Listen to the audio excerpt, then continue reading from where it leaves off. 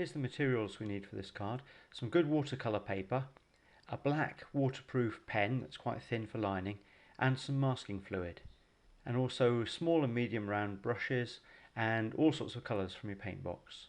Here's the drawing which we're going to fill in really. I've drawn the lines with the black waterproof pen, and coming in now just over the start with a little blob of masking fluid because we want that to come out white once the sky is painted in. Now the sky's got a graded wash on it, and we're going to use two different colours. We're using orange at the top and yellow at the bottom. So I've mixed up a good pool of orange paint, got the paper on a slope so that the paint runs down the picture a bit, and just putting a line of orange across the top there. Now wash out the brush, and I'm going to pick up some of my yellow paint, again mixed up a good pool of this, and just run it along underneath there. Wash the brush again, a bit more yellow paint, and another line at the bottom. I'm using a fairly large brush for this so that we can get the sky done really quickly. What we don't want it doing is drying before we finish it off.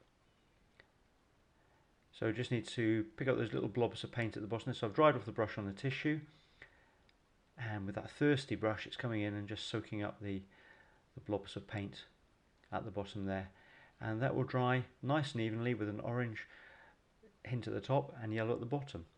We're going to do another graded wash now on various parts of the painting. I'm going to do it on Mary's veil here.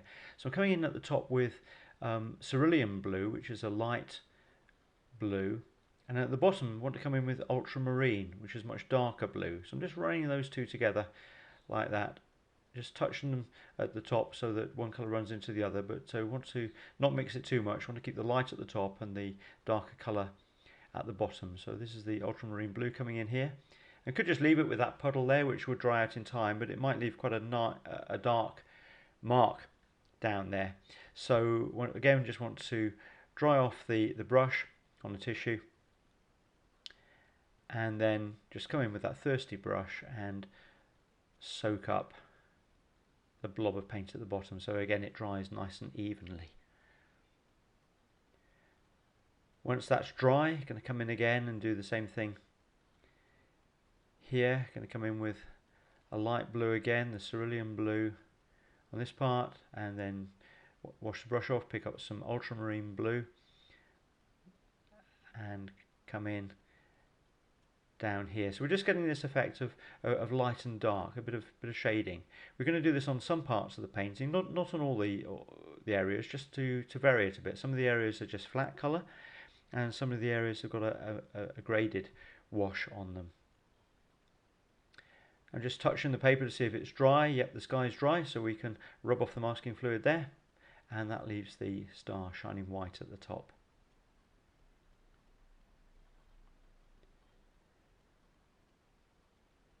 And for one more graded wash, which I'm using on the hills here, just putting in a darker colour at the top and then making it fade down to almost white at the bottom. So coming in with a dark green on the top here, and I'm just going to wash off the brush and with clean water come in and just dampen it down at the bottom so that the paint runs down and you get a nice soft edge at the bottom there, and the effect of a rounded hill.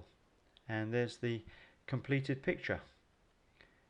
Some of the areas are flat and some of the areas have got nice graded washes on, which makes it really interesting.